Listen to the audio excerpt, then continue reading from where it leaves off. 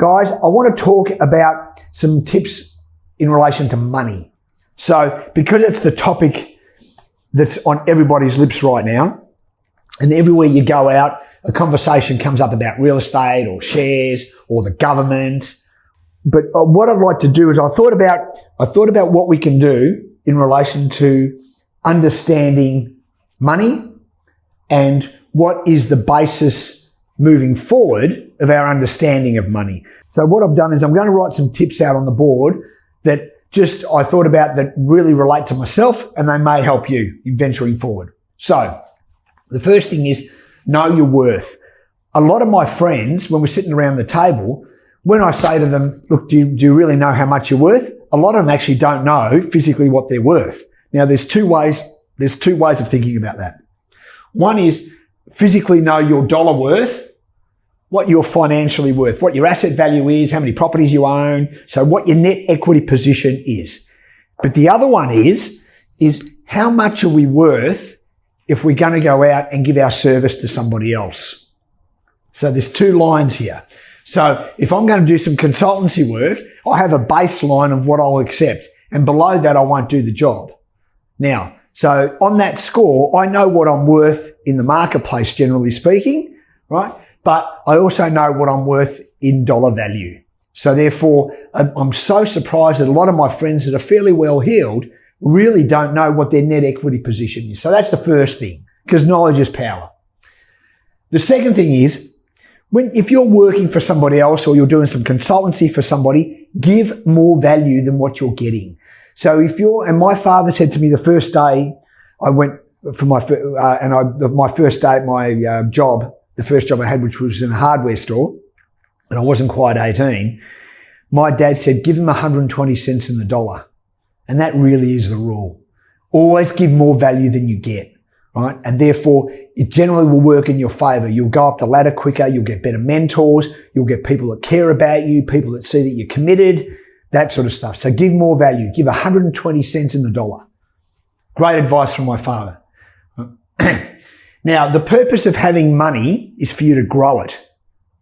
So therefore, when you have money, or if you do what I've suggested and save 20% of your net wage every time you get it, the purpose is to make sure that you're smart enough to know where you should invest it. And that's why you need to make sure that you read the papers and you read the Fin Review or the Australian or whatever, and it could be the New York Times in America. It doesn't matter what it is. But the reality of that is that there's no point having it if you don't understand that you need to grow it, right? And that's also the obligation of people in my era to teach your children what to do with money and the purpose of having it, aside from the increasing of the standard of living, but how to make it grow. Now, so D, passive income creates opportunities. Passive income is if you have commercial or residential rental properties.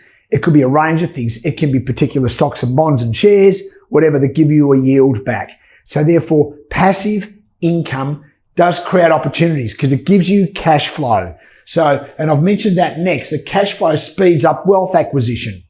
So therefore, cash flow helps with your standard of living, but it actually gives you the opportunity to go and buy someone or the neighbour's place next door when it comes up for sale. That's what it does, right? F, look for tax deductions. If you're ever buying something, aside from your family home, if you're ever buying something that is business related, it must have a tax upside on it. So look for the tax deduction upside on your asset purchase. Very important. G, cash at bank is good when you have a plan.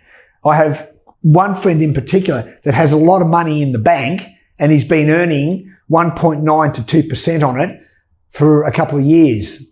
That is just so illogical to me on every platform that it doesn't make any sense. So he could have even had it in investment funds and be earning 6 or 7 or 8%, but he's kept it at the bank thinking that the market's going to shit itself and then he'll take advantage of it. But in that interim, he's losing all that potential upside of cash at bank. And I'm talking about a lot of money. So there must be a lot of people that actually think like that. So I say to you just to be aware of that particular point. Cash at bank is good only when you have a purpose for it. The next one is MOB, which is one of my favourite things, which is be a master of observation. Have a look at who's investing in what and know what the big players are doing. So therefore, my dad always used to say to me early days, again, he used to say, it's okay to look at millionaires, but maybe you should be really watching what billionaires are doing. Have a look at those guys and see where they're spending their money, right? And see where they're investing their money, because they're the guys that generally control most of the markets. So I think that's really, really good advice. So being a master and observing the market that you're in or the market that you're investing in is an absolute priority in my world. Right? And last but not least is debt is good when managed correctly, right? Or invested. Now, one of the things that we tend to forget is the relationship we have with our bankers, right? So with bankers, generally speaking, or most people in my game, in the developing game, they can the shit out of the bankers and the lenders and the brokers and all that sort of stuff because things fluctuate and policies change, etc. But it is very, very important that we get a very good relationship with our bankers. So the relationship with our bankers is extremely important. Extremely important. Because with debt creates with bankers credit. And when they know that you can handle debt reduction and that you can handle the debt in relation to using it for an investment and capitalizing it and increasing the value of the asset that you bought with their money, right? They will deal with you more often because borrowing money is very good for your credit value with the bank. So the ability to repay is important, but the ability more so to finish the job and get the job completed and settled is more important. And they're the two things that bankers look at. So are the banks risk adverse more than ever before? Absolutely they are. So your job is to build credit value with the bank. That's not just in paying it back, but in getting the jobs completed in the time frame, in the business plan that you give them. So from credit builds trust with the bank. And the reality of it is that the developing companies and the investors that are going to do well in this marketplace are the ones that are going to build credit value with bank. So they're my tips for today. Good luck. Stay great.